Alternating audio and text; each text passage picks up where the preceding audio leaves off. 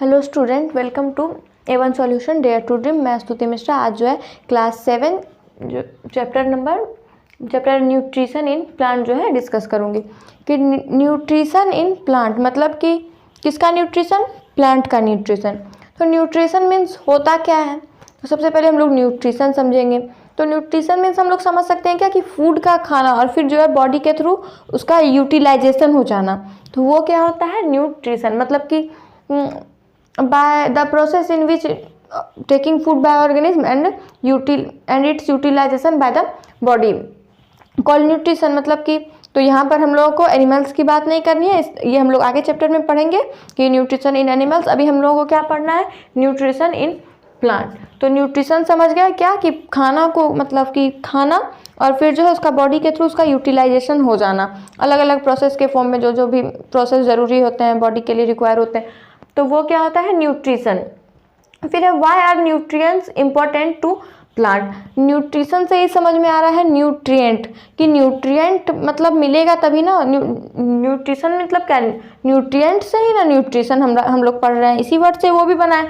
मतलब कि न्यूट्रिएंट्स का मिलना, तो हमको न्यूट्रिएंट मिलेगा तभी ना हमारा न्यूट्रिशन होगा। न्यूट्रिशन मतलब एनर्जी, मतलब अच्छे से मिलना, कहाँ से मिलेगा, न्यूट्रिएंट से ही ना मिलेगा।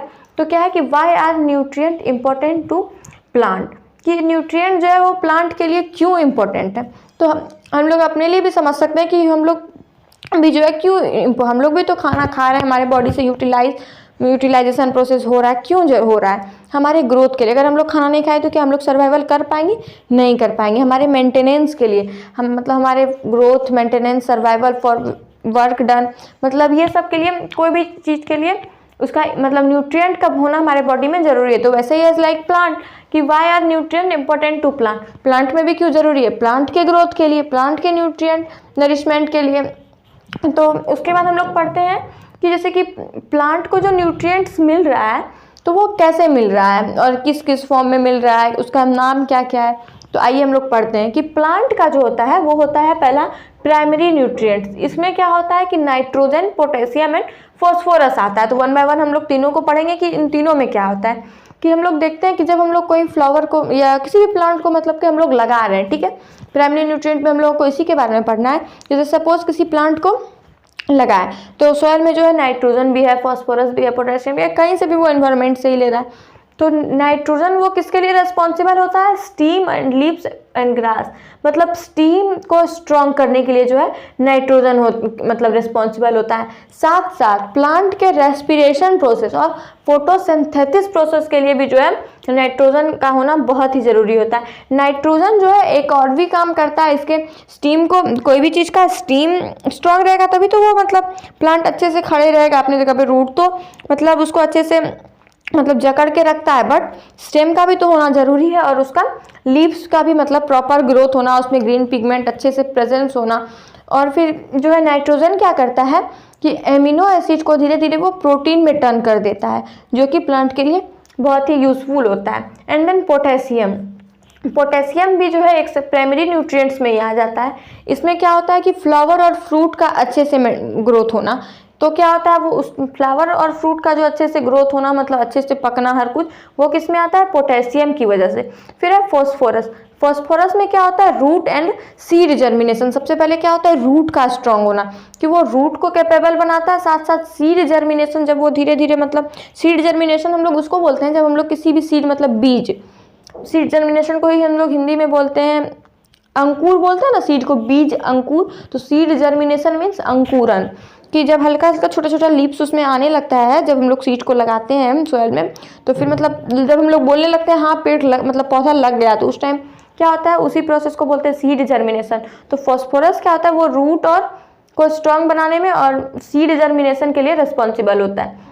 फिर है सेकेंडरी न्यूट्रिएंट। सेकेंडरी न्यूट्रिएंट्स में हमारा क्या आता है, कैल्शियम, मैग्नीशियम, सल्फर, बोरोन, मतलब ये सब चीज़ आ जाता है। मेनली हम लोग को अभी 3 के बारे में पढ़ लेते हैं कि कैल्शियम क्या करता है, एंजाइमिक रिएक्शन करता है। वो सेल वॉल के लिए, मतलब सेल के लिए, ये सब के लिए, उसको स्ट्रॉन्ग बनाने में उसके लिए वो रिस्पॉन्सिबल होता है। उसमें बहुत टाइप के एंजाइमिक रिएक्शन होते हैं। फिर है मैग्नीशियम।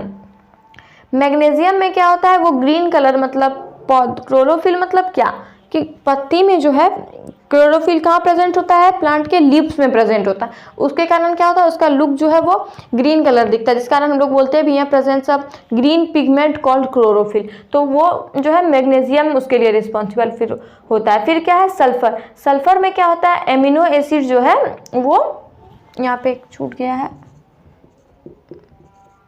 एसिड, एमिनो एसिड को वो जो है मेक करने में जो है सल्फर जो है रिस्पॉन्सिबल होता है। तो हम लोग समझ गए प्राइमरी और सेकेंडरी न्यूट्रिएंट। लाइक प्राइमरी में मेनली 3 हम लोग पढ़ लिए, नाइट्रोजन, पोटेशियम, फॉस्फोरस। ये जो है रूट और सीड जर्मिनेशन ले सकते हैं इसके लिए, फ्लावर और फ्रूट, और इसमें स्टीम, लीव्स, ग्रास, फोटोसिंथेसिस और रेस्पिरेशन में भी ये हेल्प करता है। फिर इसमें कैल्शियम, मैग्नीशियम, सल्फर, फिर बोरॉन वगैरह भी होता है, बोरॉन, कार्बन समथिंग होता है, बहुत सारा होता है, उतना हम लोगों को डिटेल में नहीं पढ़ना है। और फिर ये भी समझ गया कि जो है न्यूट्रिएंट्स वो प्लांट के लिए क्यों इंपॉर्टेंट है। अब हम लोग आगे पढ़ेंगे mode of nutrition, primary nutrient and secondary nutrient की न्यूट्रिएंट मतलब हो कौन से न्यूट्रिएंट प्राइमरी में आते हैं और कौन से सेकेंडरी में आते हैं। अब हम लोगों को इसमें पढ़ना है कि mode of nutrition in plant की, मतलब उसका जो मोड है वो क्या है। तो वो मोड क्या है, ऑटोट्रॉपिक एंड हेटेरोट्रॉपिक। मतलब कि अब हम लोग समझेंगे कि हम लोग अब देखे होंगे कि कुछ जो बड़े प्लांट्स रहते हैं, जैसे आम का पेड़, ये सब का पेड़ वगैरह है, मैंगो ट्री मतलब, या फिर कोई भी बड़ा पेड़ अगर हम ले रहे हैं, देख रहे हैं, तो वो क्या होता है कि ग्रीन प्लांट के कारण वो क्या होता है, अपना भोजन वो खुद बना लेता है, अपना फूड वो खुद प्रिपेयर करता है। फोटो से हम लोग जानते भी हैं कि प्लांट जो है फूड जो है खुद से बनाता है, फोटोसिंथेसिस प्रोसेस से। तो ज़रूरी नहीं है प्लांट जो भी ऑर्गेनिज्म अपना फूड खुद बनाता हो, तो उसको हम लोग क्या बोलते हैं, दैट टाइप ऑफ ऑर्गेनिज्म को हम लोग क्या बोलते हैं, ऑटोट्रॉपिक ऑर्गेनिज्म। एंड उस प्रोसेस को क्या बोलते हैं, ऑटोट्रॉप। मतलब कि ऑटोट्रॉप और ऑटोट्रॉपिक, मतलब ऑटोट्रॉप क्या हो गया कि ऑटोट्रॉप मतलब हो गया वो प्रोसेस, और ऑटोट्रॉपिक मतलब हो गया कि वो जितने भी ऑर्गेनिज्म उसके अंडर आ रहे हैं, जो वो ऑटो मतलब ऐसे हम लोग समझेंगे सेल्फ, खुद से, और ट्रॉप्स मतलब नरिशमेंट, मतलब जो अपना नरिशमेंट के खुद मतलब करे, खुद से फूड बनाए, तो वो होते हैं ऑटोट्रॉप। और जितने भी ऑर्गेनिज्म जो है इस टाइप खुद से बनाते हैं, तो और मतलब यहाँ पे तो प्लांट की बात हो रही है, तो मतलब जितने भी प्लांट अपना भोजन खुद बनाते हैं वो किस में आते हैं, ऑटोट्रॉप। उस टाइप्स के प्लांट को क्या बोलते हैं, autotrophic plant. And then heterotroph. Hetero मतलब क्या होता है, हेटेरोट्रॉप मतलब हो गया जो अदर पे, जस्ट अपोजिशन में हम लोग चलेंगे कि वो सेल्फ डिपेंडेंट था। ये क्या होगा, हेटेरोट्रॉप से ये होता है कि कुछ प्लांट्स ऐसे भी होते हैं जो कि दूसरे पे निर्भर होते हैं, कि अब मतलब उसमें फूड बनाने के लिए क्या होना चाहिए, क्लोरोफिल का प्रेजेंट। तो ज़रूरी नहीं है कि हर प्लांट में जो का लुक ग्रीन कलर ही हो उसमें क्लोरोफिल प्रेजेंट ही हो। तो उस केस में क्या होता है, हेटेरोट्रॉप। मतलब कि हेटेरोट्रॉप में क्या होता है कि वो अपना खाना दूसरे के मतलब दूसरे प्लांट से मतलब ले, या ऑर्गेनिज्म है वो अब खुद से नहीं बनाए, दूसरे से, या चाहे वो प्लांट से बनाए या कोई उससे ले, तो उस टाइप को क्या बोलते हैं, हेटेरोट्रॉप्स। और जो है उस प्रोसेस के अंदर जो आते हैं उसको क्या बोलते हैं, हेटेरोट्रॉपिक। ऑटोट्रॉप तो जैसे हम बता रहे थे मैंगो ट्री, तो ये सब क्या होगा कि वो खुद बना लेता है। लेकिन हेटेरोट्रॉप का हम लोग एक एग्जांपल लाइक अमरबेल, हम लोग अपने घरों में ऐसा नाम सुने होंगे, अमरबेल। उसमें क्या होता है अमरबेल में कि वो क्या होता है कि दूसरे किसी प्लांट के ऊपर जो है वो लत, जिसको बोलते हैं ना लत चढ़ा देना, कुछ ऐसा। तो लत तो हमेशा नहीं बोलेंगे, मतलब दूसरे प्लांट के ऊपर लत टाइप का लग जाता है। तो उस टाइप्स के कंडीशन पे क्या होता है कि सपोज ये जो है लत है और इस प्लांट पर है, तो ये क्या हो गया उसका होस्ट। और ये जो सपोज ये अगर ये लत इसके ऊपर लगा हुआ है, तो ये हो गया लत, और ये जो है ये न्यूट्रिएंट्स किससे लेगा, अपने होस्ट से न्यूट्रिएंट लेगा। तो उस टाइप्स के जो है न्यूट्रिएंट प्रोसेस को हम लोग मोड ऑफ न्यूट्रिशन को क्या बोलेंगे, हेटेरोट्रॉप्स।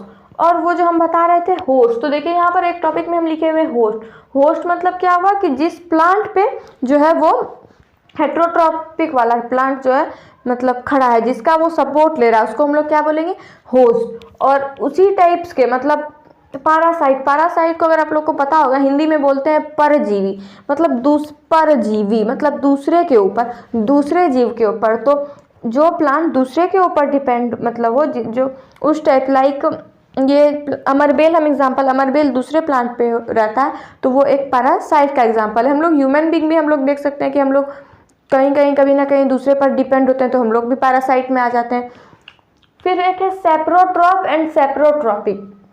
सेप्रोट्रॉप क्या होता है, जैसे लाइक हम लोग मशरूम वगैरह देखते हैं, फंगी जिसको हम लोग बोलते हैं, कि क्या वो जो है मतलब कि वो दूसरे से लेता है। मशरूम जो है उसमें तो ना ही वो होस्ट या फिर वो लत वाला टाइप्स होता है, और ना ही वो खुद से ग्रीन कलर क्लोरोफिल प्रेजेंट होता है जो वो खुद भोजन बनाएगा। तो वो कहाँ से, उसका नरिशमेंट कैसे हो रहा है ना। ये भी तो एक कि ऑटोट्रॉप और हेट्रोट्रॉप तो समझ गए। अब आता है सेप्रोट्रॉप। इट मीन्स क्या कि इसमें क्या होता है कि डेथ डिकेइंग मैटर जो होते हैं, डेथ डिकेइंग मैटर से जो है नरिशमेंट का मतलब फंगी बैक्टीरिया वगैरह, वहाँ पे क्या होता है कि बैक्टीरिया खुद ब खुद उसमें आ जाते हैं और उसके जो है कम्प्लेक्स पार्ट को सिंपल पार्ट में तोड़ देते हैं और फिर वो जो है डिकम्पोज हो जाता है। तो वहाँ पे फंगी और बैक्टीरिया खुद जो है वो अक्यर हो जाता है। तो उस टाइप्स के मोड को हम लोग क्या बोलेंगे, सेप्रोट्रॉप। और जो उस मोड में आता है लाइक फंगी, जो कि एग्जांपल हम एक मशरूम का बता रहे थे, तो वो क्या हुआ, सेप्रोट्रॉपिक, क्योंकि उसमें ना ही ग्रीन कलर का प्रेजेंस है ना ही वो दूसरे के ऊपर डिपेंड है। और होस्ट और पैरासाइट तो समझ ही गए। अब है इंसेक्टिवोरस प्लांट।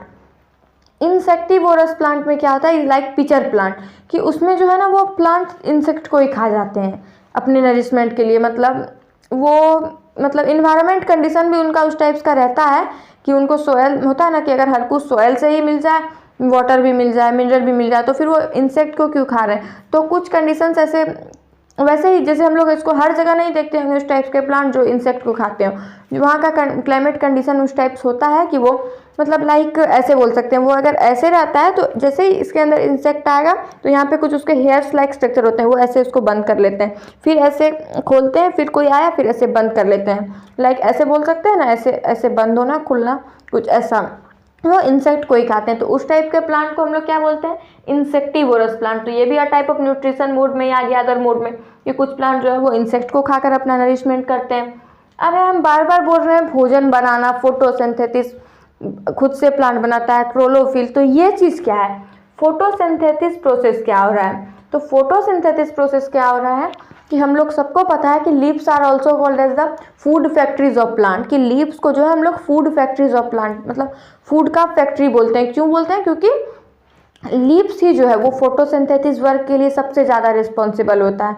उसमें क्या होता है कि हम फूड को प्रिपेयर करने के लिए सबसे पहले हम लोग ये समझेंगे कि इसमें कुछ रॉ मटेरियल, मतलब रॉ मटेरियल हम लोग इसको बोल रहे हैं कि हम लोग पता होगा कि फोटोसिंथेसिस में जो है सनलाइट की ज़रूरत पड़ती है, वाटर की ज़रूरत पड़ती है, मिनरल की ज़रूरत पड़ती है, कार्बन डाइऑक्साइड की ज़रूरत पड़ती है ना। तभी जा करके जो है प्लांट, ग्रीन कलर का प्लांट ग्लूकोज तैयार करता है अपना, जो कि वो उसको एनर्जी के फॉर्म में लेता है, जिसको कि हम लोग बोलते हैं कि प्लांट अपना भोजन खुद बना रहा है। तो लेता कैसे है, तो सबसे पहले इसमें क्या होता है कि लीव्स में मतलब हमारा वाटर और मिनरल कहाँ प्रेजेंट होगा, सॉयल में। तो सबसे पहले वेजल्स के थ्रू रूट से जो है, अच्छे से इसको समझेंगे, रूट से क्या होता है कि मिनरल और वाटर जो है उस वेसल्स के थ्रू ट्रांसपोर्ट होकर के कहाँ चले जाता है, लीव्स के पास। उसको वाटर और मिनरल्स मिल गया, अब उसको क्या चाहिए, सनलाइट, है ना, सनलाइट चाहिए और कार्बन डाइऑक्साइड चाहिए। तो हम उसको सनलाइट चाहिए और कार्बन डाइऑक्साइड चाहिए, तो कार्बन डाइऑक्साइड कहाँ से मिलेगा।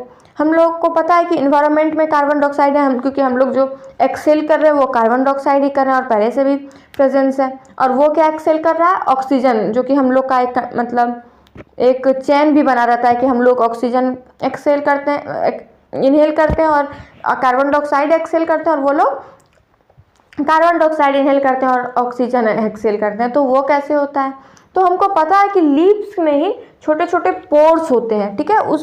वो क्या होता है, लीव्स में छोटे छोटे पोर्स, मतलब होल बोल सकते हैं, छिद्र। वो पोर्स के थ्रू वो क्या करते हैं, एटमॉस्फेयर से कार्बन डाइऑक्साइड को लेते हैं, और वो जो पोर्स होते हैं वो गार्ड सेल से सराउंडेड होते हैं। तो जब वो एटमॉस्फेयर से उससे कार्बन डाइऑक्साइड ले लिए तो फिर क्या, सनलाइट। तो हम लोग को पता है खाना कौन बनाता है, ग्रीन कलर वाला plant. Green colour means presence of chlorophyll, है ना, यहीं से हम लोग समझ गए। तो क्लोरोफिल क्या करता है, सूर्य मतलब सन से सोलर एनर्जी को कैप्चर करके लाता है, जो कि फूड मेकिंग में रिस्पॉन्सिबल होता है, फूड मेकिंग के लिए। तो जब हम लोग देख रहे हैं उसको हर कुछ मिल रहा है, तब वो धीरे धीरे वहाँ पर क्या होता है, लीफ में फूड वो प्रिपेयर करता है। तो इसी प्रोसेस को हम लोग क्या बोलते हैं, फोटोसिंथेसिस। अब हम लोग से फोटो मीन्स मतलब ही होता है लाइट, और सिंथेसिस मतलब टू कंबाइन, टू प्रिपेयर, मतलब भोजन का बनाना किस तरह से क्या होता है इसमें फिर से शुरू से समझेंगे कि रूट से वाटर और मिनरल उसमें जाता है, उसके जो पोर्स रहते हैं उससे उसको जो है कार्बन डाइऑक्साइड मिलता है एनवायरनमेंट से, और जो सनलाइट होते हैं वो क्लोरोफिल के कारण। तो इसके लिए सनलाइट बहुत ज़रूरी होता है उसके लिए।